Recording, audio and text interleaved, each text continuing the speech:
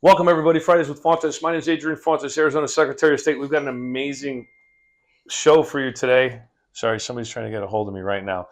We're going to start with questions today, and then we've got some really cool stuff. And my first guest last time, and we needed to clarify. So I'm going to go ahead and get right to that one. Somebody said, "Who are the electors?" They're going to the Electoral College.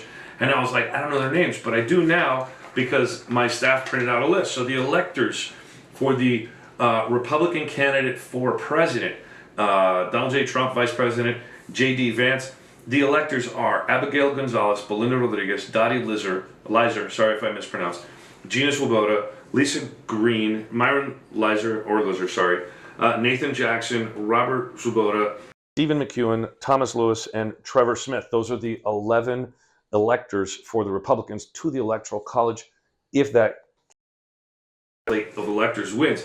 For the Democrats, for Vice President Kamala Harris and Governor Tim Walz, the electors are Adelita Grijalva, Amelia Flores, Constance DeLarge, Coral Evans, Dora Lisa Vasquez, Doreen Garlid, sorry if I mispronounced that one too, Maria Valdez, Marisol Garcia, Molly McGovern, Priya Sundaration, and Yolanda Bejarano. So those are the list of electors. Those names will appear on your ballot to send folks to the Electoral College. You can find all that information at azsos.gov. azsos.gov, is that right? Yes. Okay, see, I got it right. Or Arizona.vote, it'll get you there. One way or another. We got a couple more questions real quick, and then we're going to get to our book recommendation. And then we've got our special guest coming to talk about some cool stuff. Don't go anywhere. Okay, what's the next question real fast? So the first question is, I want to ask about the ballot measures. The pamphlet, however, useful but also confusing. It'll say something like, a no vote has the effect of not changing whatever the thing is. If we don't know about the current thing, how do we find out about that thing? Is it luck of Google or what? Okay, so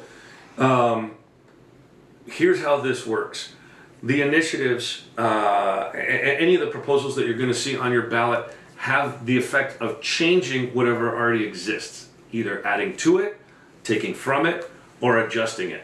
That's what they do to the law. That's why we vote on those things. Usually the legislature and the governor do those things.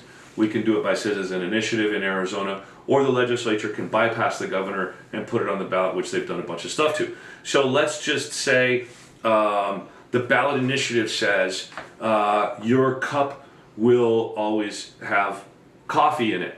Okay, it's like to mandate coffee inside of my coffee cup.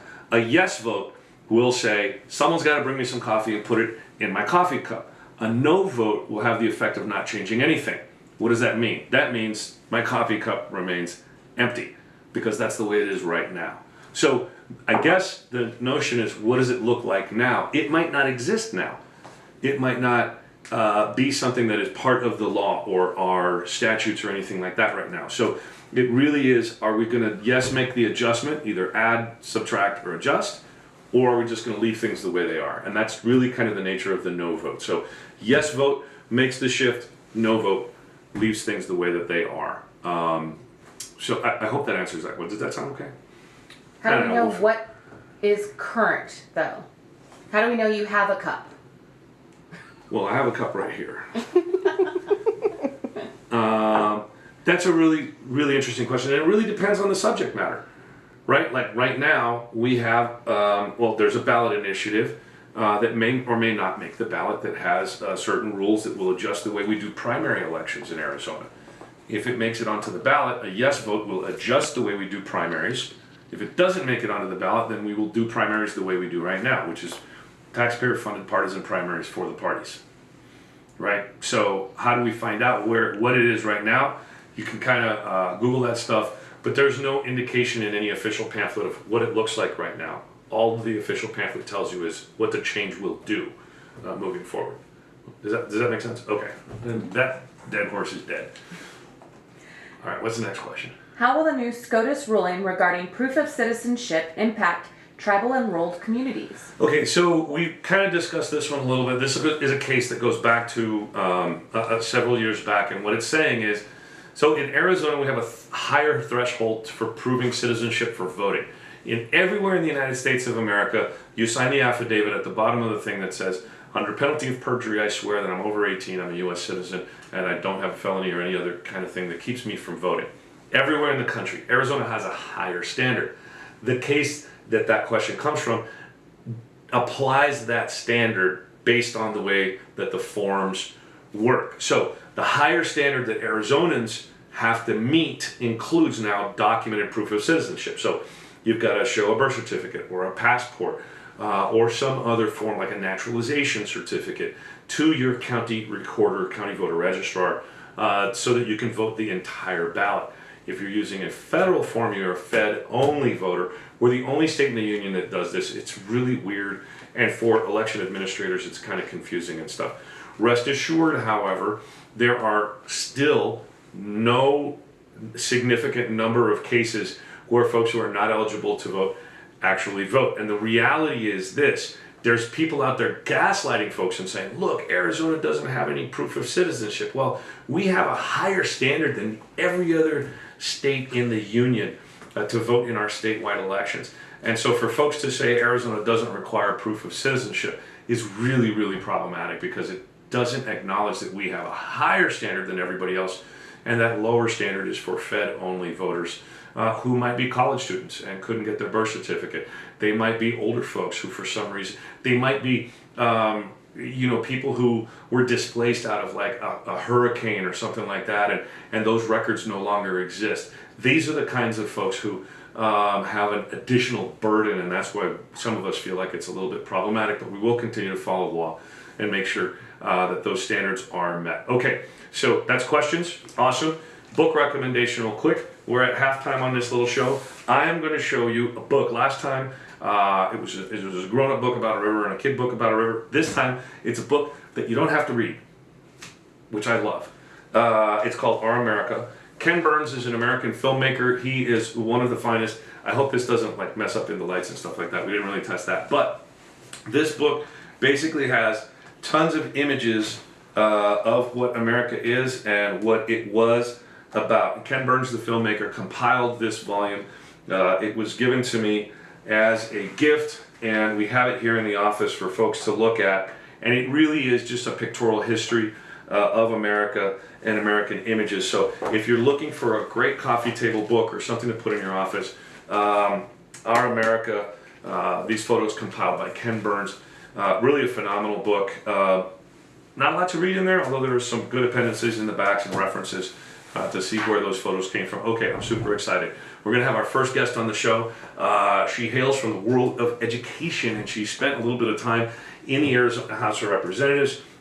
She's smart, she's witty, she's got the best job in the state right now because she is the executive director of Arizona's America 250 semi-quincentennial celebration. That's America 250. Come on over, Laura Tarek. We're going to make some studio adjustments here.